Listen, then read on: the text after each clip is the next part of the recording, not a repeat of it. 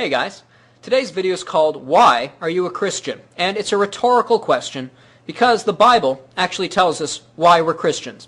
It says in the book of Ephesians, chapter 2, verse 10, that we are the workmanship of God created in Jesus Christ to do good works that God has ordained before the foundation of the world. What are those good works? The good works are this. We are to preach the gospel to every creature. That is why we have been employed in God's kingdom. That's what we're meant to be doing. So, let's read some parables concerning God's kingdom and the preaching of the gospel. Now, there are things that we each set aside time to do every day. Like, we set aside time to brush our teeth every day. At least I hope that you're each setting aside time to brush your teeth. And if you're not, your dental hygienist would probably recommend that. But I digress. That is not my point. My point is, we should be preaching the gospel every day, as best as we can make time to do it. And there's no excuse for someone to not be preaching the gospel because it's so easy. It's so easy. I'm going to show you some ways to do it with 30 seconds of your time, and you don't even have to leave YouTube. But we'll get to that in a bit. I want to now read to you two parables taken from Matthew chapter 25 and Matthew chapter 20. Let's start in 25 first. Jesus gave this parable and said, "The kingdom of God is also like what happened when a man went away and put his 3 servants in charge of all that he owned. The man knew what each servant could do. So he handed 5,000 coins to the first servant, 2,000 to the second, and 1,000 to the third. Then he left the country. As soon as the man had gone, the servant with 5,000 coins used them to earn 5,000 more, and the servant who had 2,000 coins did the same with his money and earned 2,000 more. But the servant with 1,000 coins dug a hole and hid his master's money in the ground. Some time later, the master of those servants returned, and he called them in and asked them what they had done with his money. The servant who had been given 5,000 coins brought them in with the 5,000 extra that he had earned and said, 'Sir, you gave me 5,000 coins, and behold, I have earned 5,000 more.' 'Wonderful,' the master said. 'You are a good and faithful servant. I left you in charge of a little, but now I will make you in charge of a lot.' Next, the servant who had been given 2,000 coins came in and said, 'Sir, you gave me 2,000 coins, and I have earned 2,000 more for you.' 'Wonderful,' the master said. 'You are a good and faithful servant. I left you in charge of a little, now I will leave you in charge of a lot.' The servant who had been given 1,000 coins came in and said, 'Sir, here's the money. I hid it. Here it is.' The master of the servant told him, 'You lazy and good-for-nothing servant, you could have at least put the money in the bank so that I could have earned interest on it.' Then the master said, 'Now give me your money, and I will give it to the one who has 10,000 coins. Everyone who has something will be given more, and they will have more than enough. But everything will be taken away from those who don't have anything. You are a worthless servant, and you will be thrown out into the dark, where people will cry and grit their teeth in pain." So let me just expound on that very quickly. Jesus has given us the gospel, okay? Now, you can either keep it to yourself in a handkerchief, in the mud, you can keep it in the ground, all to yourself, and that's like the wicked servant. You see, you've been given this gospel, not just for you, but so that you could give it to other people. You are going to reap the benefits of the gospel. You will be saved. But how dare you take the gospel and hurtle it all to yourself and not share it with people? We are commanded by God to preach that gospel to every creature. That is what we have been called to do.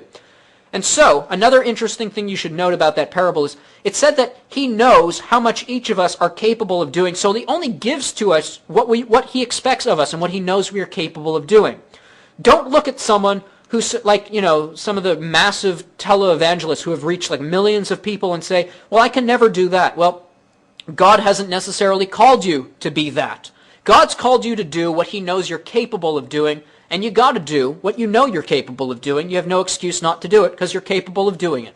That's all I want to say on that one, because the next parable will make a few more things clear. This is Matthew chapter 20. As Jesus was telling what the kingdom of heaven would be like, he said, "Early one morning a man went out to hire some workers for his vineyard. After he had agreed to pay them the usual amount for a day's work, he sent them off to the vineyard. About 9 that morning, the man saw some other people standing in the market with nothing to do, and he said he would pay them what was fair if they would work in his vineyard, so they went. At noon, and again at about 3 in the afternoon, he returned to the market, and each time he made the same agreement with others who were loafing around with nothing to do. Finally, about 5 in the afternoon, the man went back and found some others standing there. He asked them, "Why have you been standing here all day long with nothing to do?" "Because no one has hired us," they answered. Then he told them to go and work in his vineyard. That evening, the owner of the vineyard told the man in charge of the workers to call them in and give them their money. He also told the man to begin with the ones who were hired last. When the workers arrived, the ones who had been hired at 5 in the afternoon were given a full day's pay. The workers who had been hired first thought that they would be given more than the others. But when they were given the same, they began complaining to the owner of the vineyard and said, "The ones who were hired last worked for only an hour, but you paid them the same as you paid us who have worked the entire day." The owner answered them, "Friend, I didn't cheat you. I paid you exactly what we agreed on. Take your money now and go. What business is it of yours if I want to pay them the same that I paid you? Don't I have the right to do with my money that which I want to do? Why should you be jealous if I want to be generous?" Jesus then said, "So it is. Everyone who is now first will be last, and everyone who is last will be first." Let's put these two parables together. Okay. God has entrusted each of us with the gospel. If you're a Christian, you have the gospel, you know it. It is now entrusted to you to preach it. Now, we also know some people are more successful at reaching more people than others. Some people reach millions, some thousands, some hundreds, some dozens, and some only a few. The question is not how many people you reach. The question is how many has God entrusted to you to reach? Because you can look on TV and see those like televangelists who are reaching millions of people, okay? But if they're meant to reach billions of people, then they're doing less of a job of those who are only meant to reach 100 and they actually reach 100. That is to say, you are to do what you know you're capable of doing and reach the amount of people you are capable of doing, and you will reap the exact same reward as those who reach many, many more times than yourself, okay? So don't compare yourself to other preachers and say, "I'm not reaching as many as that guy over there, therefore I must be some kind of less of a Christian." We are each intricate parts of the building of this kingdom. And we all have been entrusted with this gospel, so we all have to preach it, all of us, okay? Some are more elegant than others, but you know what? That's totally irrelevant. We got to preach it. Now, we have a few minutes left here, and I want to show you how easy and how quick it is to preach the gospel. You know, like I said, we all have time to set aside each day, and all I'm asking you guys, if you're not preaching the gospel, remember that first parable about the wicked servant, okay? You do not want to be in that position. We have to at least preach the gospel. Now think about this. If we all take this seriously, I have about 20,000 subscribers. There are 365 days in a year. If each one of us takes it upon ourselves to preach the gospel for 30 seconds a day, for 365, 20,000 times 365, that's a big number, okay? That's over 700,000 people we can reach in a year. 700, that's almost 1 million people. That just us here on YouTube, the small community of people here on the Venom Fang X channel, we can reach almost 1 million people in a year, and we can reach more than that if you guys work even harder at it. So I want to show you how quickly, 30 seconds, I'm going to preach the gospel in 30 seconds. You ready? Let's do it. Let's go. Come on. Gospel, 30 seconds. You go to the search bar. Okay? I told you you don't have to leave YouTube. Now, if you want to go to a chat room or something, or a message board and preach it there, cool. All the power to you. But for those of you who are really lazy, here's the 30-second YouTube solution. Go to the search bar at the top and type in anything. Now, you can either be really literal or type in anything you want. And basically find a totally random video. I'm going to click on this Stonehenge, whatever. Now, you can either message the person who made the video, or you've got a list of people down the bottom. I'm going to message the guy who just posted 3 hours ago.